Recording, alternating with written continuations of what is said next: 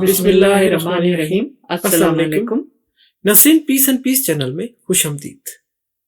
ناظرین دیکھیں، ہمارے پاس کوئی آتا ہے باہر سے آتا ہے یا کوئی بزرگ فیملی سے ہے جو کہ اچھی بات بھی ہمیں بتانا چاہتا ہے جی، تو ہمیں چاہیے کہ ہم اس کی باتیں غور سے سنیں، نہ کہ اپنے سے اس کو دور کر دیں۔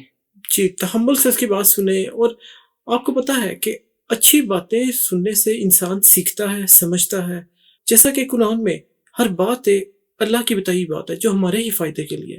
آج کل کا اتنا تیز دور ہے کہ ہمیں ہر چیز فوراً چاہیے، اور اگر کوئی اچھی بات کر رہا ہو تو اس پہ تحمل یعنی صبر نہیں ہوتا۔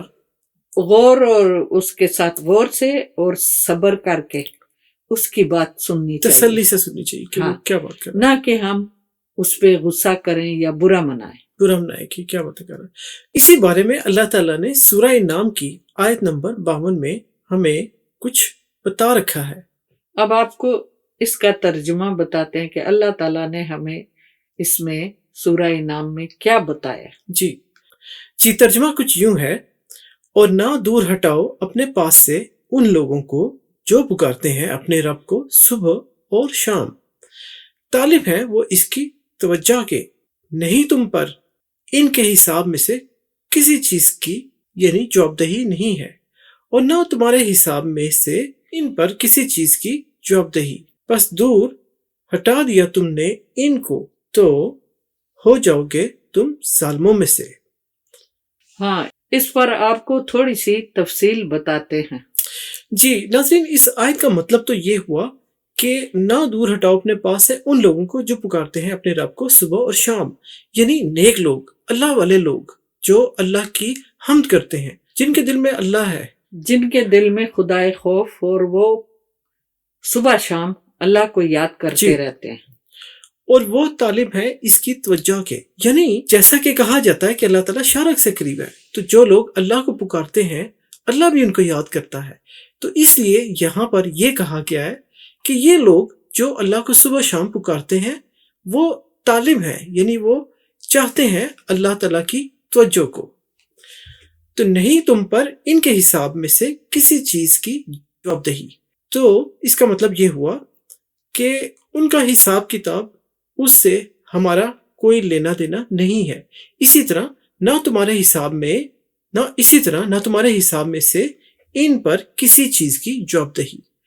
تو یہی مطلب ہوا کہ نہ ہمارے حساب کتاب میں ان کا کچھ لین دین ہے، نہ ان کے حساب کتاب میں ہمارا کچھ لین دین ہے، یعنی ان کے اعمال اور نیکیاں ان کے اپنے لیے ہیں، اور ہمارے اعمال اور ہمارے جو بھی نیکیاں ہم کما رہے ہیں وہ ہمارے اپنے لیے ہیں۔ تو اس سے نہ ہم ان کو فائدہ پہنچا سکتے ہیں، نہ وہ ہمیں فائدہ پہنچا سکتے ہیں، لیکن ہمیں ان کو اپنے پاس سے دور نہیں کرنا۔ اگر کسی نے ایسا کیا تو اس کے بارے میں اللہ تعالیٰ نے اسی آیت میں بتا رکھا ہے، تو کیا ہوگا؟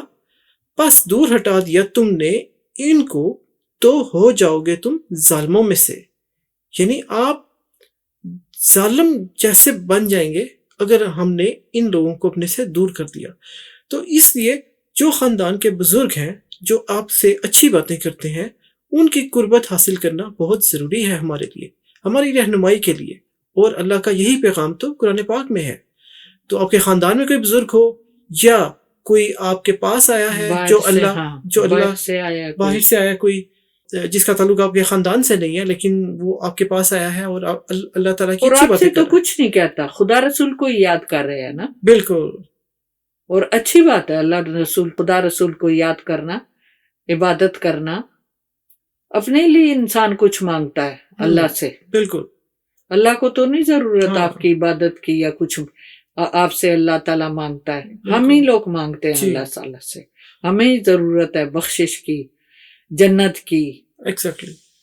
تو آپ نے نوٹ کیا ہوگا کہ اگر آپ کا تعلق کسی یا اگر آپ کا واسطہ کسی ایسے شخص سے پڑا ہے جو آپ کو عقل کی باتیں بتاتا ہے، جو آپ کو اچھی باتیں بتاتا ہے، تو آپ کا دل کرتا ہے اس کے ساتھ مزید گفتگو جاری رکھی جائے اور اسے کچھ سیکھا جائے، یا اس سے بات کر کے آپ کے دل کو تقویت حاصل ہوتی ہے، دل کو اچھا فیل ہوتا ہے۔